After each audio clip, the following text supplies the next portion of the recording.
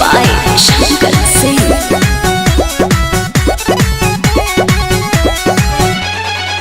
कादोनी गजुर मजुर फोनवे में बोलता डरता करे जाई मान हमर डोलता।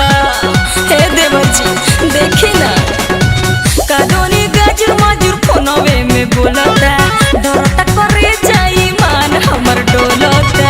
धराइबू तो हम देखें।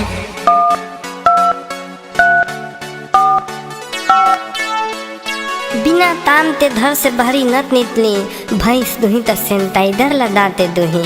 बिना दाबी लगाते घर से बाहरी मत निकली थोथुन मत न तो उठा ले दाई।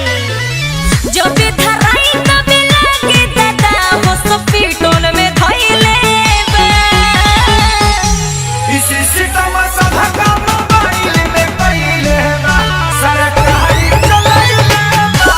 इसी सिस्टम सब काम मोबाइल में कइले बा सरकारी चलाइले बा।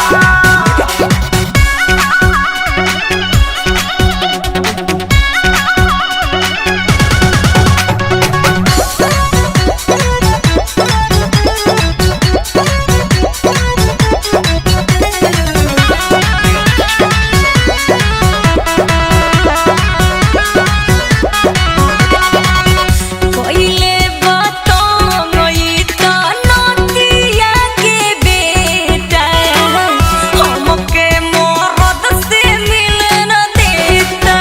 हे देवरू हमके मरद से मिलन देता।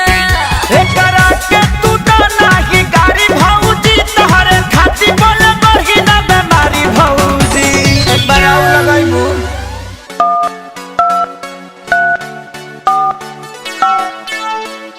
कोविड-19 से बचे के लिए आहा सब घरे में रहू।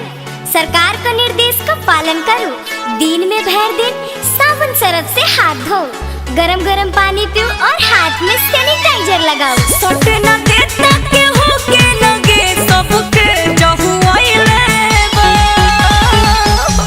इसी सिस्टम सब काम मोबाइल में कइले बा सरकारी चलाइले बा। इसी सिस्टम सब काम मोबाइल में कइले बा सरकारी चलाइले बा।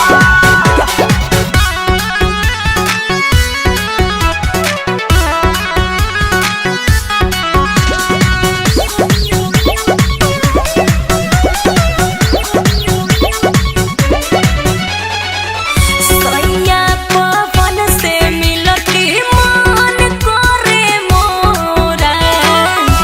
इहे बनल बाटे रोड़ा ए देवर जी। इहे बनल बाटे रोड़ा। कहतानी जनरेशन कर थोड़ा भौजी भैया आ जाई है धाली हम करा भौजी। लास्ट पर आउ लगाओ तो পুরি বাবা কোভিড-19 থাকে বাঁচা জনে নিজে বাড়ি থাকুন না হলে গন্ডগোল হয়ে যাবে। নিজেকে সাফ রাখুন। এইখানে বিনা কাম के ना আসবো নাই তো পুলিশ ধাসবো। থথুন মত না তো উঠালে দাই।